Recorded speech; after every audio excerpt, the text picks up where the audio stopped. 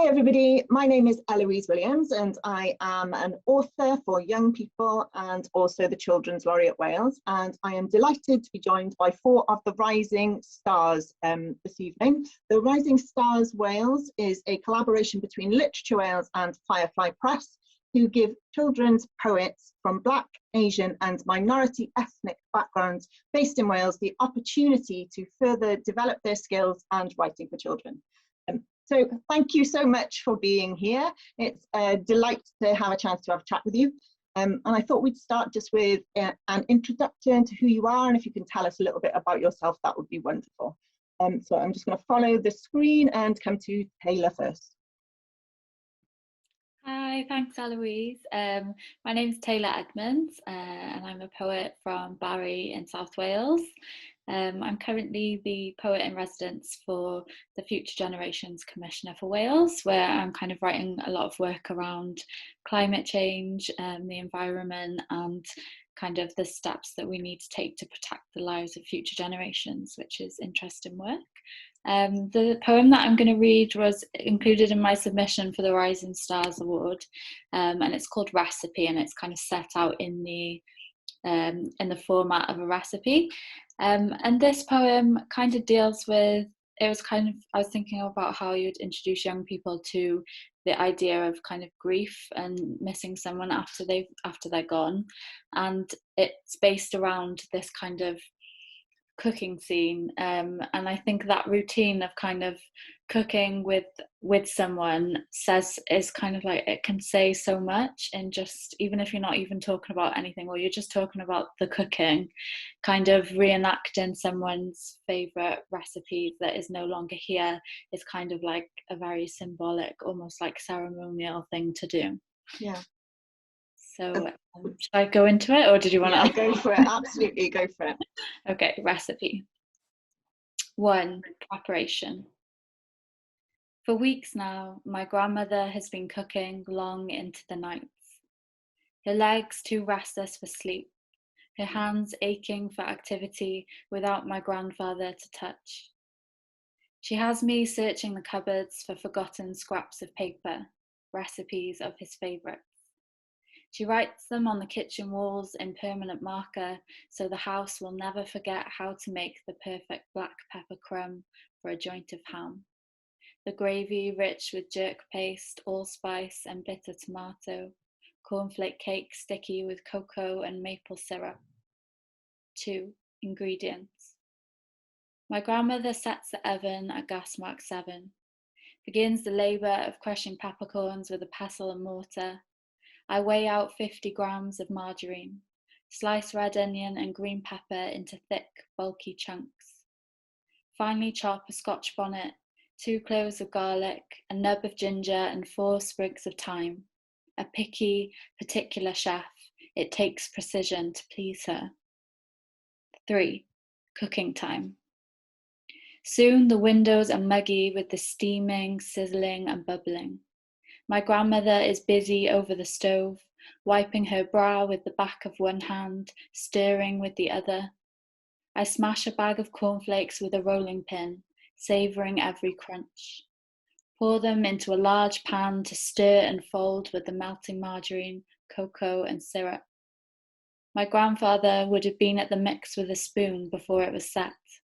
He would reply to my grandmother's scolding with his eyes closed, lick of his lips and hum at the sickly sweetness.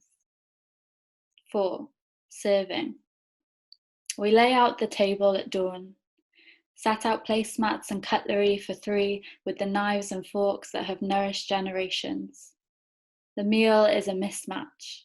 Honey glazed, pepper crumbed ham, cornflake cake in paper cases, jerk gravy and rice and peas. My grandmother doesn't eat a thing.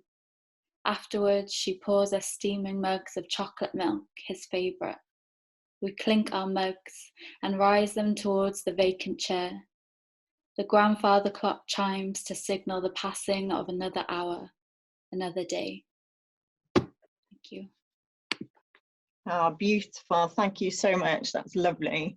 Thanks, Taylor. Fantastic. Great stuff. Brilliant start. Can we move over to you now, please, Connor? Is that okay? Did we have to go with me next? Because now I've got to follow that. And I'm like, geez, come on, T.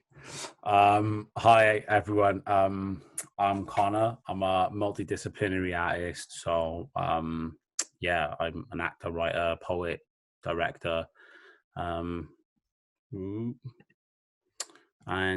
yeah, in a nutshell, I'm trying to think, really, that's about it. That's quite a lot, to be fair. Yeah. So yeah, my poem is called Still Awake. It was again part of the my submission for Rising Star. And don't really know. Yeah, it's just about having, different thoughts going through your head whilst you're lying in bed. And yeah, I'll just kick it off. Okay. Why am I still awake at 3 a.m? I mean, I'm not even yawning because I'm not tired, but my brain is constantly wired with 1,001 different thoughts. And I'm sitting in my own head with a fishing rod, waiting for a thought to get caught so I can reel it up and focus on one. And no matter how hard I try, the thoughts just keep on swimming by. So awake I remain. But every so often, a thought will catch, and onto it I'll latch and try to focus on what it is so I can try to detach. I'm scared of dying. And I know that's a common thought amongst people. The thought is quite rational, but it's not fashionable for a man to be feeling that way. Well, not in this day. And that's the conflict of, do I let this thought stay or do I let it disappear? Or do I let others hear what I have to say? But just like that, the thought's gone. And I'm still awake, thinking to myself, for Christ's sake. But another thought latches on, and I reel it up. I'm scared of becoming like my dad. And that thought alone makes me mad. It's the one thing growing up I wish I had. And that alone, it makes me sad. Feeling sad for something I never had. And then I feel bad for getting mad because I'm scared of becoming like my dad. And it starts over like a vicious cycle. And the thought's gone away. And I'm back to fishing inside my own brain. Thought by thought passes by. I'm overthinking now. I'm just laying in bed, not even blinking. Thoughts of Chadwick in my head, and a quote I read that Chadwick once said, "Purpose is the essential element of you. It's the reason you are on this planet at this particular time in history. Your very existence is wrapped up in the things you're here to fulfill." And that quote kills and gets me in my feels, because the burden can be heavy, and the path I'm on can at times be lonely, and I can't always be Scarface Tony. What is my purpose? I don't know. I guess all I can do is continue to grow, continue to learn, and hopefully the burden won't burn, and I can give back to others in return. Oh, but wait, that thought's gone. And another one latches on. It's about where I've come from. I'm wanting to give back to my mum, who sacrificed everything to make me the man I've become. And I feel bad because she shouldn't have. And this pressure I put on myself to achieve success and not digress into a complete mess. At 3 a.m, it's getting me stressed. And I have to confess that all I want for her is the best. So I put it on myself to provide that for her before she gets laid to rest. But that thought's gone as quick as I've worked out where it's coming from.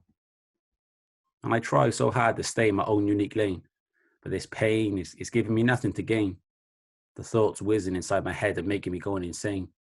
It's not the frame of mind I want to be in. I just want to discard all these thoughts into a metaphorical bin.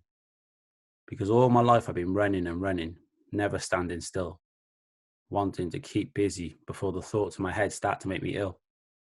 But the thoughts, they keep swarming and swarming. And that's why I'm still awake at 3 a.m. And wow. Thank you so much. Yeah, I think we should be clapping for all of them, actually. It's really bad for not clapping for Taylor as well. What is it about poetry that just grabs your heart and just amazing? Brilliant. Thank you both so much.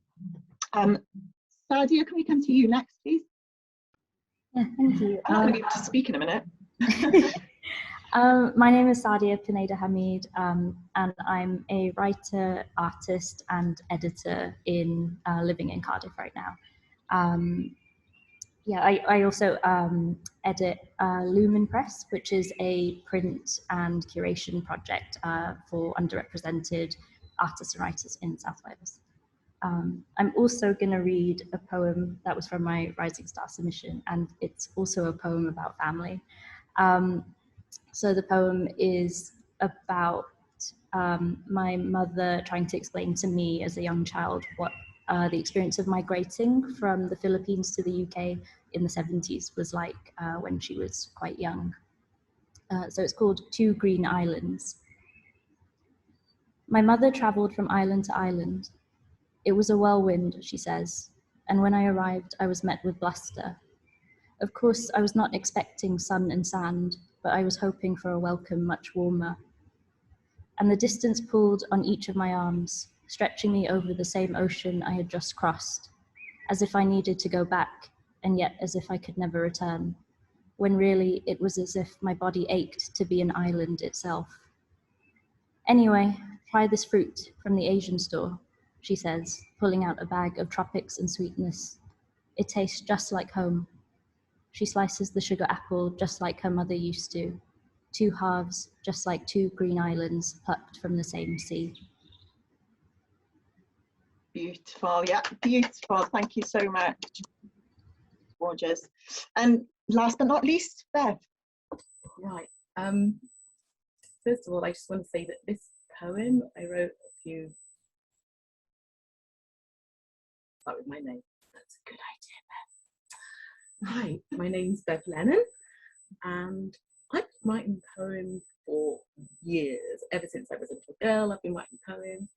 And what was really interesting was when I saw this call out for Rising Stars Award, I thought, let me just see. I wonder what they're going to think of my work. Let me submit this and find out.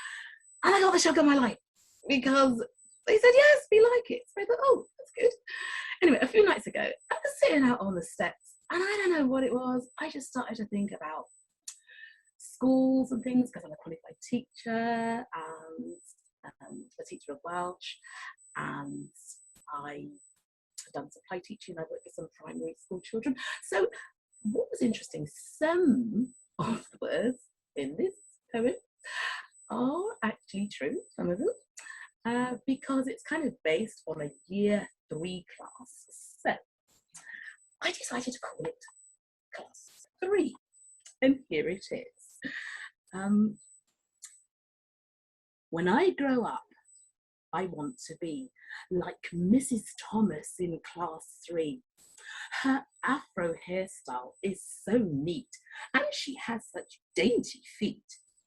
Miss can even play the banjo and can slice a ripened mango. In class, we never run but walk, and we don't just sit and talk. Our day starts off with a song. I could sing songs all day long. I always strive to do my best, revise well for a spelling test. I write words neatly in my book. At each desk, she takes a look. She says, that's a good start. We get a tick and she'll depart.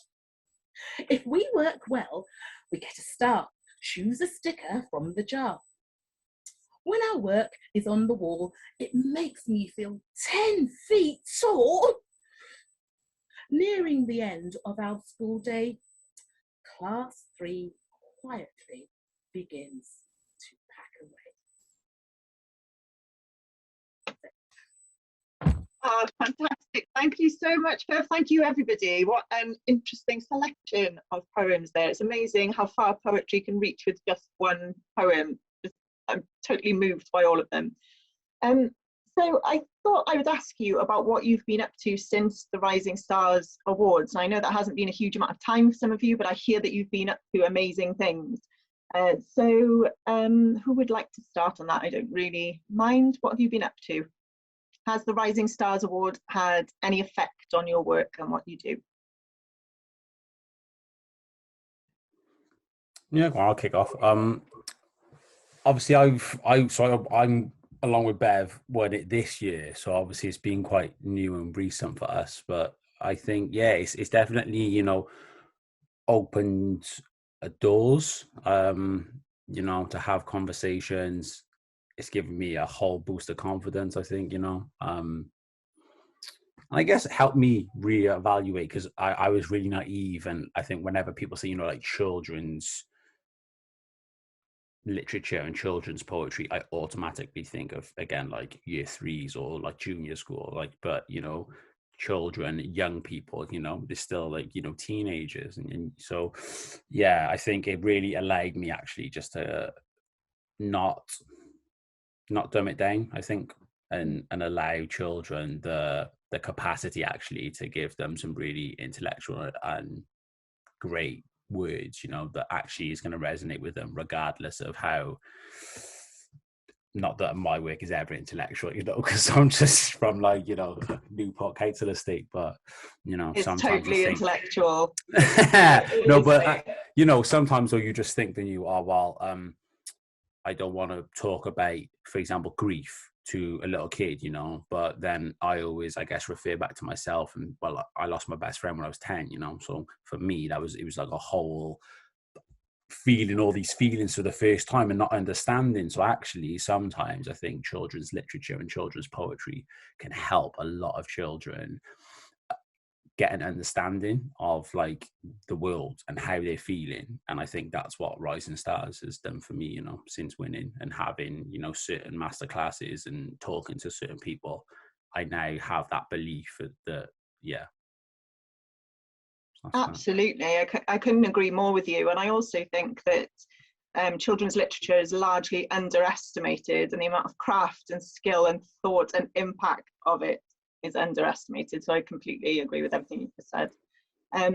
Anybody else want to say anything that they've been up to? Yeah, Bev? Yeah. I tell you what it's done for me. It's made me, similar to what Connor was saying, you know, I'm new to this. I've been writing for years, but to get this award, it's been such a boost. It really has. And I've become a little girl again sometimes, and it's lovely because writing songs about sweeties and things like that, and about my day in Sunday school when I was a little girl. So I've been able to do a little bit of and loving it, really, really, really loving it. And just writing something. Yeah, I've written some bilingually, but the point is, it really has been, as similar to what Connor was saying, it's good to be able to get points across. I have written some funny ones and they've made me laugh till I've cried.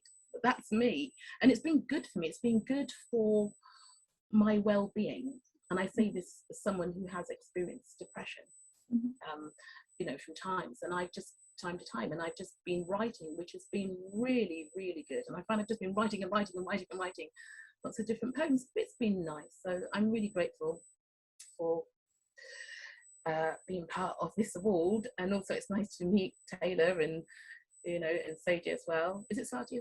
Anyway, hope I'm not getting it wrong. And so it's been really nice. It's been really lovely, and I've enjoyed it. And seeing what it can do for children, because, you know, sometimes I've read stories to children in the classroom.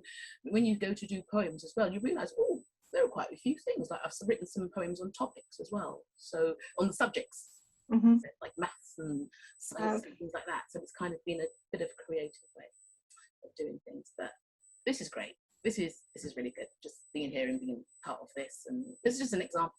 I've enjoyed it. Fantastic. Thank you so much. I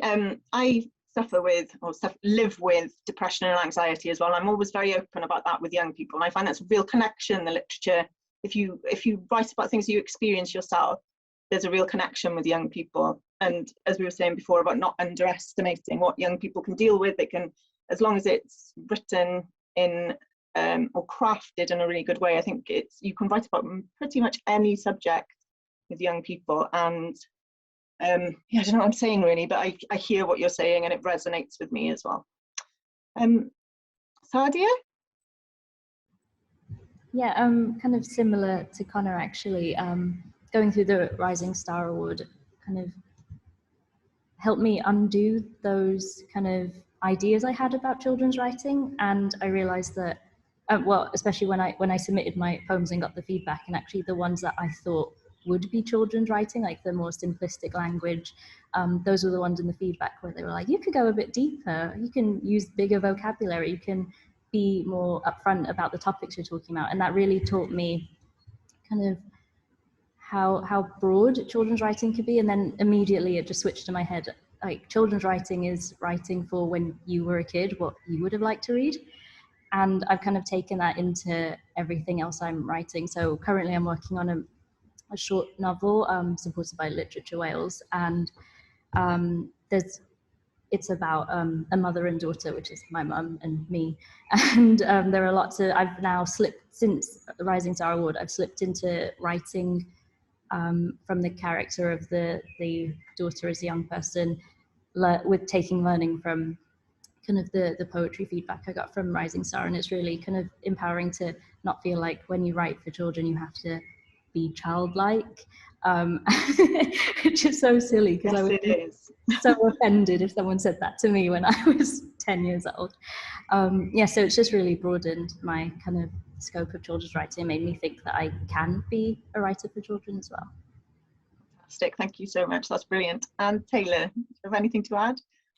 Yeah, I'm trying to think of something that hasn't been said. Obviously. I know, yeah, difficult. A really similar experience to Connor and Sadia, where I didn't necessarily kind of think of myself as like a children's poet necessarily, but now that I take it forward into the rest of my work, and I don't, you sometimes just completely write that off, but then I've realised there's some of the other things that I write, are readable to, and beneficial to young people as well, and to not kind of like almost put that barricade up for myself, and to kind of embrace like all ages. You don't have to write like for a certain age. It can actually span everyone, and also adults can enjoy children's writing as well. So yeah, it opened up doors for me as well with running like creative writing workshops. I've done a lot of that since I got the award, and recently working on the Senna project with primary schools with yourself, Eloise. So I loved poetry when I was a kid and in school and stuff like that. So it's quite nice to be able to hopefully like spur up that excitement in children as well, the same way that I felt when I was in school. Fantastic, thank you so much, that's brilliant. Just wondering, we're talking about schools a little bit here, so just do you have any tips for implementing poetry in schools, or how would you get, it's quite a difficult question, how would you get a young person who isn't interested in poetry to how would you bring down the barriers, how would you make them interested in poetry? Can you? Connor? Me again. I think you can. Like, I think it's just about the setup and delivery. I think like if you create an environment where they feel empowered, that to like kind of say what they're feeling and write their thoughts, I think you can 100% get children to write poetry. But yeah, I think it just comes from empowerment, and I'm just a big believer of. Like, I truly believe like empowerment is one of the greatest creative tools that we can ever give a child. Because if you empower a child, you basically open a door to their possibility and say like that's all and whether or not they go through that's up to them. But you've empowered them to open that door. So I think lead with empowerment, but also then have the right exercises to actually sometimes trick them, like actually we're going to do an exercise right now, just write an exercise, and they don't even know that they're writing poetry and they've written a poem. Like I will completely rip that off Christina Thatcher because she's brilliant. But she did an exercise with me like 2 years ago. Where literally she got us to like divide the page into 3, and then we wrote like a season, a household item, a person. Like we wrote just off the top of our head, don't think about it, 10 seconds, bam, bam. And then in the 3rd column, it's like, what do you feel, or in one word, like what do you think of when you think of like the place, the person, blah, blah, blah. And then in the 1st column, then you write I am. And then you've already there got a poem, like I am autumn, leaves. I am mother, love, so you've got a whole poem, and they don't even realize then what. So I completely, I will rip off Bryony Kimmings on this one. She always says that art is open source, and I truly, I 100% believe that, that it shouldn't just be like this little cradle that we just keep hold of. We should share, because knowledge is power. So I 100% use that exercise now, because then you just see the power in their face when they're like, like, you've just written a poem, you're a poet, you know. And then and then they're empowered then to, you know, oh well, I can write more, I can do this. So that would be my tip, which trick them. Fantastic. Trick children. I like that. It's a really good tip. I think there is a misconception that poetry is all about fields and beautiful flowers waving in the breeze, isn't it? Still amongst some people, which is that you're bringing down that misconception, I suppose. It can be intimidating. Yeah. That's the thing. I'll let someone else speak, so I feel like I'm talking for Wales. But yeah, please, someone else chip it. Like, come on. Yeah, just building on what you were saying, Con, about empowerment and stuff. It is like people have a lot of misconceptions about poetry that you know, they feel like they have nothing to say, or they don't know how to put things into words, or their life isn't interesting enough to write something about. So I think it's kind of making people realize that, and I think that is especially for young people who are worried maybe about like saying the wrong thing, or, you know, not saying something good enough. Just letting them know that like their voice is really important, and that, I think that comes with like being really enthusiastic, and encouraging and empowering, like Connor said. Yeah, great, I agree.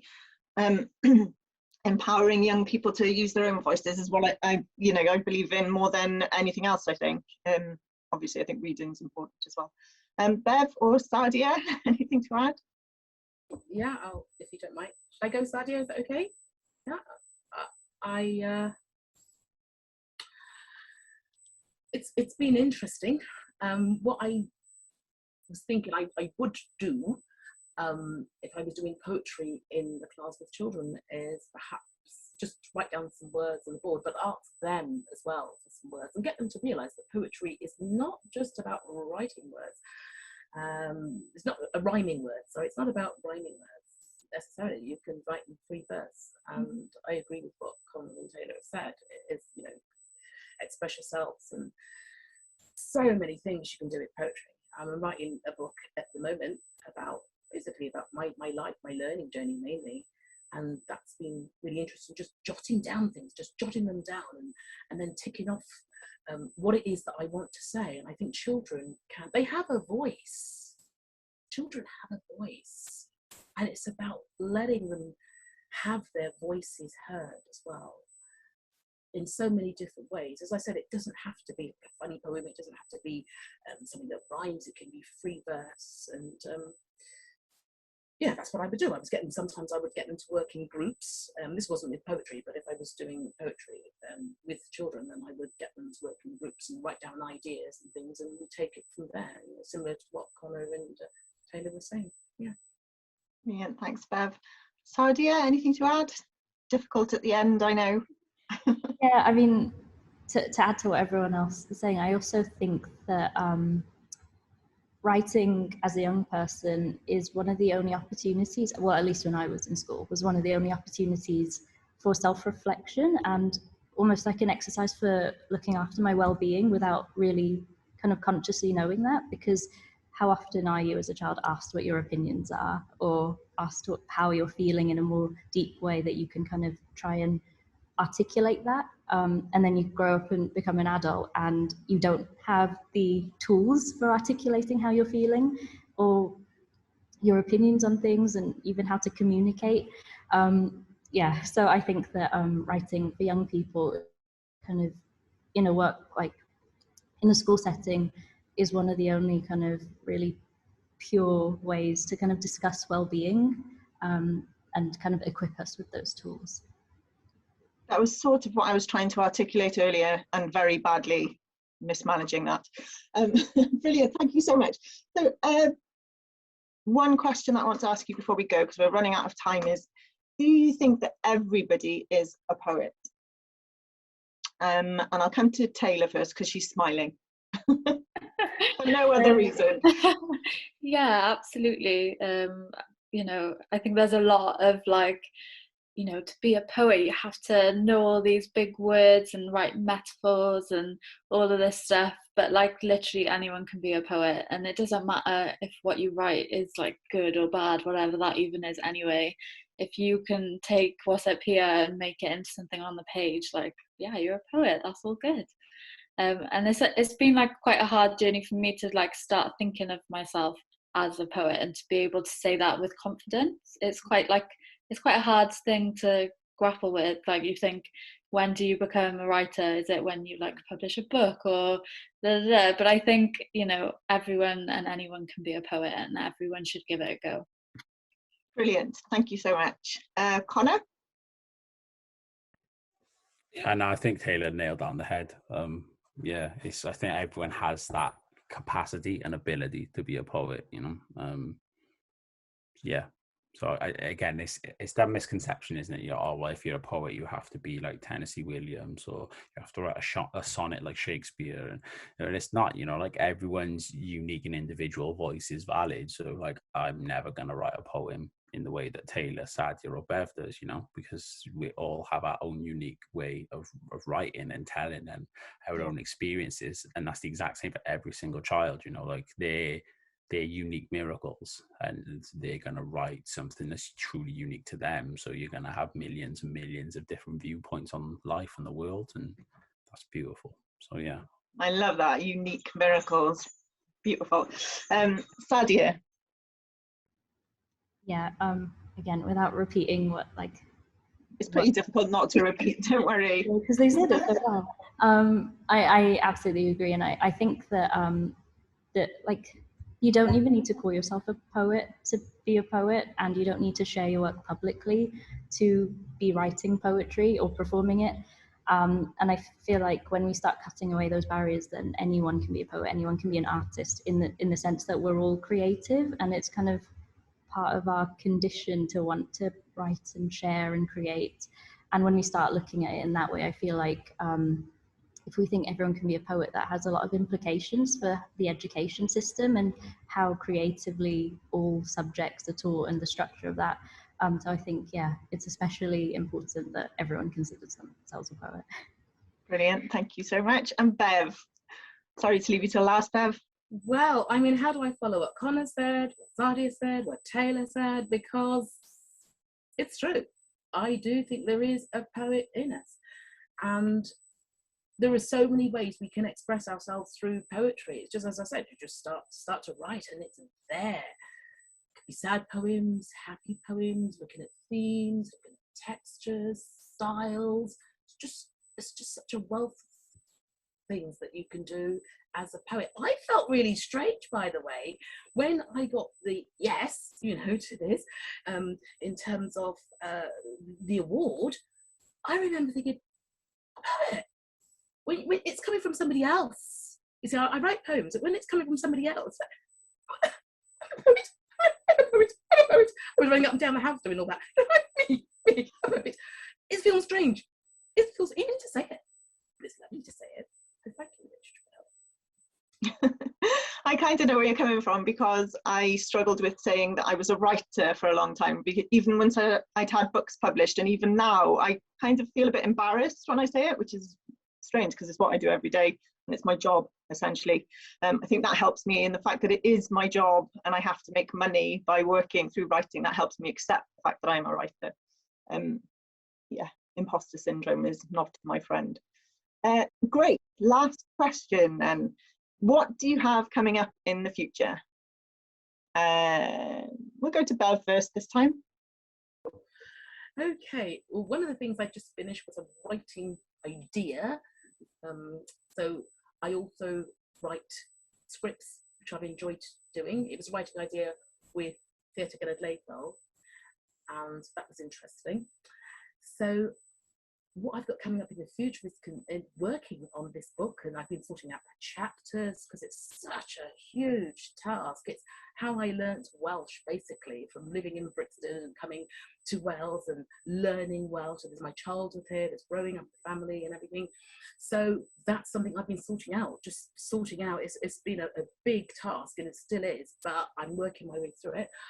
I'm going to be doing some mentoring, because I'm also an accredited learning coach, so I'll be doing a little bit of that, and continuing writing and sorting out poems. I'm just, it's like a machine. I'm just writing and writing and writing because I'm enjoying it. So what I've got coming up is just doing some, just continuing, just carrying on this journey. Wherever it takes me, we'll see. Brilliant. Fab. Thanks so much, Bev. Sadia, what do you have coming up? Well, I'm still working on that novella. I started it during the 2020 Literature Wales Bursary and Mentoring Programme, and I can't say it's finished yet after a year and a half, but I have made major kind of changes to it in a positive way, and I've rewritten the kind of plan for it. I'm restarting on the manuscript, and it feels very positive now, whereas kind of at the beginning it felt like I was making no progress, but actually no progress can be good sometimes. And aside from that, I'm also recently I became a freelance full-time as working in the arts as an artist and writer, so that's very scary. It's gone fine for the first month, but in the next couple of months I have some performances and some commissioned works in the visual arts, so that they incorporate text in all of them, so you can't take the writer out of me. Oh wow, that sounds really exciting. Brilliant. Connor, what have you got coming up? Nothing. I'm retiring, so I'm done. I'm developing a one-man theatre show, semi-autobiographical, about a decision I made as a teenager that kind of changed the fabric of who I am. So that's infused with spoken word and lecture and grime, and there's a whole different kind of medium and vibe about that. So I'm working on that. I set up a collective, a black collective in Wales called Laureate, which Taylor's Amazing Faces are part of. So that's coming, and we got master classes and development on that. So that's that. And writing more poems, and I want to get published. That's my aim, just to kind of give that. I think I said it for a while. I was like, it's very interesting when you look at publishing in Wales, because you can always, especially playwrights, I think, you can say to people, name a white published playwright. You'll just reel them off all quick, and then you say name a black published playwright, and there's a pause because you're thinking, and there shouldn't be a pause, So I want to kind of change that. And I thought, actually, if having a book published, as a kid from a council estate at Newport, it's a good kind of inspiration for them then to look up, oh my God, I can do it because Connor's done it. So not just the kids on my council estate, just I think people of colour in general in Wales, they need some inspiration and some representation. So that's absolutely me. Couldn't agree more. I'm looking forward to seeing that one-man show. Fantastic. That all sounds brilliant, and you will be published, definitely. And Taylor, what have you got coming up? I am writing a pamphlet of poetry, which I will get done this year, 100%. I'm saying it now, so I'm going to hold myself accountable because it's going out there into the world. And I also started a little thing called Writing for Joy a few months ago, and I do monthly writing workshops on Instagram Live, and I do it on Instagram Live because I kind of want people to do creative writing that don't do creative writing normally, and it's kind of a more holistic approach to creative writing, rather than being about form and craft and stuff like that. It's kind of more about mindfulness and reflection and memories and things like that, and I want people to come to a session and go away from it feeling good and happy. So I'm going to continue those, and I'd like to make that a writing group and things like that.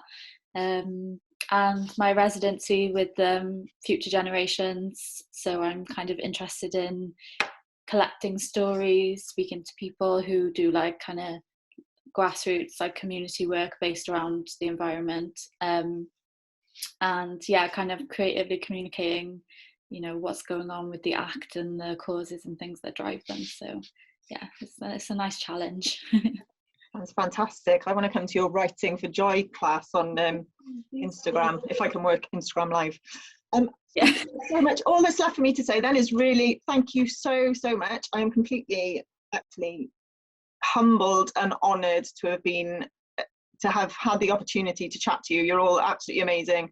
I know you think everybody's a poet, but I'm not sure that I am. And your poems are just really, really touching and moving and just fantastic. So I wish you every ounce of luck with your poetry. I'm sure I'm going to see great things from all of you. And thank you so much for making time to chat to me today.